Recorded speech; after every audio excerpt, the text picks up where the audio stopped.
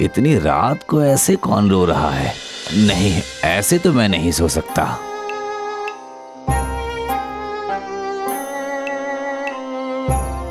मैं तुम्हारी माँ हूँ पंकज, तुझे इतना पुकार रही हूँ फिर भी तू नहीं आएगा। लगता है इसी कमरे से आ रही है वो आवाज। कौन है अंदर?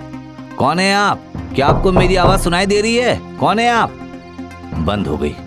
तो क्या कोई बाहर से आवाज आ रही थी? मेरी आवाज सुनकर चुप हो गया? शायद ऐसा ही होगा। चलो छोड़ो, अभी इसके बारे में सोचने का कोई फायदा नहीं है।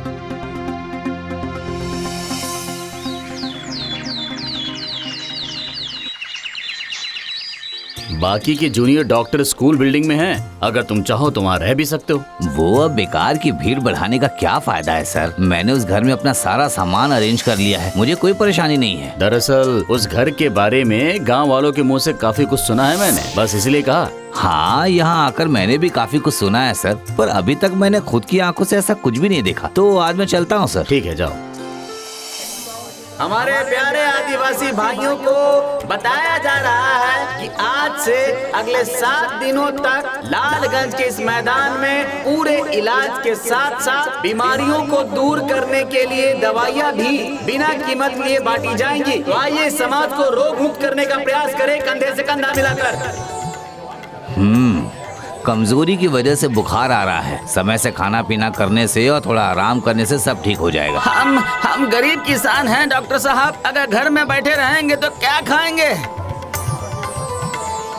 ये टॉनिक लीजिए, रोज सुबह 1 गिलास पानी के साथ मिलाकर पी लेना, तुम्हें अच्छा महसूस होगा। ऊपर वाला आपका भला करे।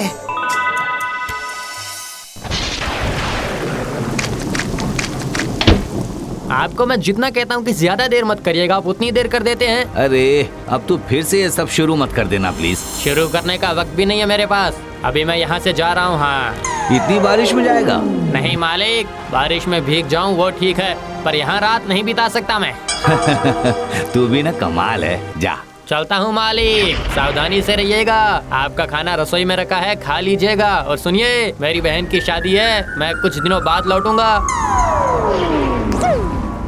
कामचोर कहीं का। इतनी बारिश में क्या कोई घर से बाहर जाता है? पर नहीं, उसे भूत पकड़ लेगा।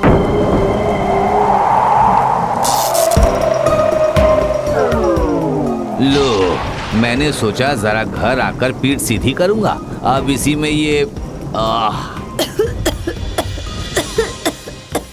कौन? ये लड़का मेरी एक बात भी नहीं मानता। मैं कब से खाना निकाल कर बुला रही हूँ तुझे, कहाँ रहता है तेरा ध्यान?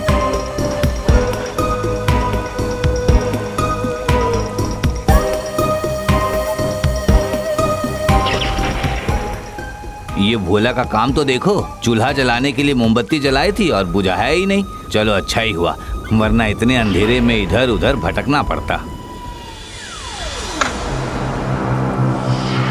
बहुत थकान लग रही है, अभी इतना सारा खाना खाने का मन नहीं हो रहा है। रहने देता हूँ, कल सुबह गरम कर लूंगा।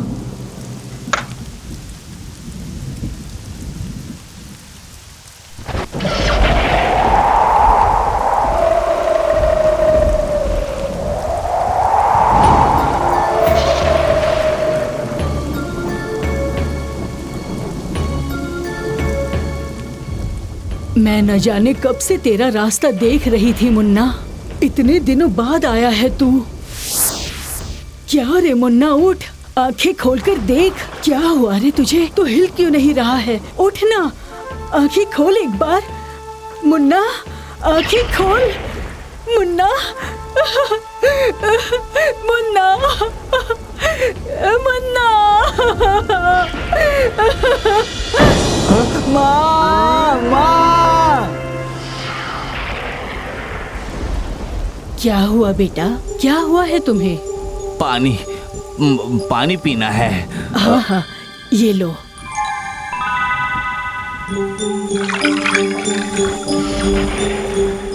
कौन है आप? यहाँ क्या कर रही हैं? भोला ने भेजा है मुझे। उसने कहा कि तुम सब कुछ नहीं संभाल पाओगे। अब मुझे एहसास हो रहा है कि उसने सही कहा था। पर उसने तो मुझे आपके बारे में कुछ भी नहीं बताया पहले। अच्छा, उसने तो अपने भांजे की शादी की बात भी तुम्हें पहले नहीं बताई। क्यों, ठीक कहा ना? ओह, पर आप अंदर कैसे आई? दरवाजा तो अंदर से बंद था। नहीं नहीं, बंद नहीं था। अरे रे, बुखार से तुम्हारा शरीर जल रहा है। हो सकता है तेज बुखार की वजह से दरवाजा बंद करना भूल गए। चलो अब जरा उठ जाओ, साग सब्जियां मिलाकर गर्मा गर्म ग्रेवी बनाई है तुम्हारे लिए। तुम खाओ, तुम्हें पसंद आएगी। पर मैं तो बाजार से कुछ भी नहीं लाया था। फिर आपने सुनो, तुम इतने सवाल मत करो। मैं तुम्हारी माँ की उम्र की हूँ। जैसा कहूँगी वैसा ही करना होगा तुम्हें। इस अनजान गांव में तबीयत खराब करके सोए पड़े रहोगे तो कौन देखेगा? हाँ ठीक है, ऐसा ही होगा। पर आपका नाम, मतलब मैं क्या कहकर बुलाऊं आपको? कौन? मैं पंकज की माँ। गांव में सभी मुझे इसी नाम से बुलाते हैं।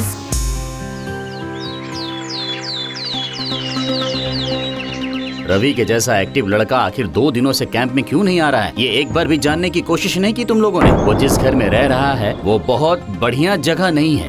बढ़िया जगह नहीं है मतलब? अरे गांव के लोगों से मैंने उस घर के बारे में बहुत कुछ सुना है। वहाँ कोई नहीं जाना चाहता।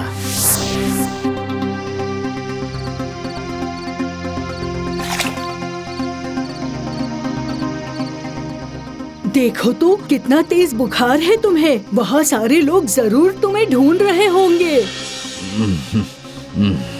मुझे जाना होगा, उन सबका इलाज करना होगा। मुझे जाना होगा, जाना होगा। जाने दो, जाने दो, जाने दो मुझे। वो लोग मेरा इंतजार कर रहे हैं। मैं जाऊंगा। हाँ, चले जाना, जरूर चले जाना, पर पहले जरा खुद तो ठीक हो जाओ। बहुत बड़े काम का दायित्व लिया है तुमने और मुझे यकीन है तुम्हें इस काम में सफलता जरूर मिलेगी।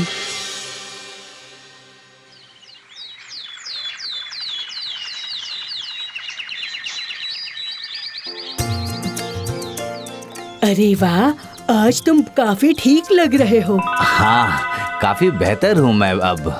ये कुछ दिन आपने जो मेरे लिए किया। तुम मेरे बेटे जैसे हो। मैं तुम्हारे लिए नहीं करूँगी तो फिर और किसके लिए करूँगी? अच्छा सुनो बेटा, मैं अब चलती हूँ, ठीक है? मेरा घर भी ऐसे ही पड़ा हुआ है। भोला आज ही आ जाएगा, तुम्हें अब कोई परेशानी नहीं होगी। अच्छा, जाने से पहले अपने रुपये लेते जाइएगा। मैं जानता हूँ उन कुछ रुपयों से मैं आपका कर्ज नहीं उतार पाऊंगा, पर फिर भी ले जाते तो। चुप पागल, माँ पर बेटे का कैसा कर्ज? हाँ, मुझे रुपये नहीं चाहिए, पर तुम मेरी एक बात रखोगे बेटा? हाँ जरूर रखूंगा। कहिए क्या बात है? तुम तो एक डॉक्टर हो ना, मुझसे वादा करो तुम्हारे रहते कभी भी कोई भी इस गांव में बिना इलाज के अपनी जान नहीं गवाएगा। मैं वादा करता हूँ मेरे रहते इस गांव में कभी कोई बिना इलाज के जान नहीं गवाएगा। मालिक, मालिक! रवि, रवि! ओ, वो लोग आ गए हैं बेटा, अब मैं चलती हूँ। हाँ हाँ, आप चली जाना, पर इतनी जल्दी किस बात की आपको? अरे आप मेरी बात क्यों नहीं सुन रही हैं?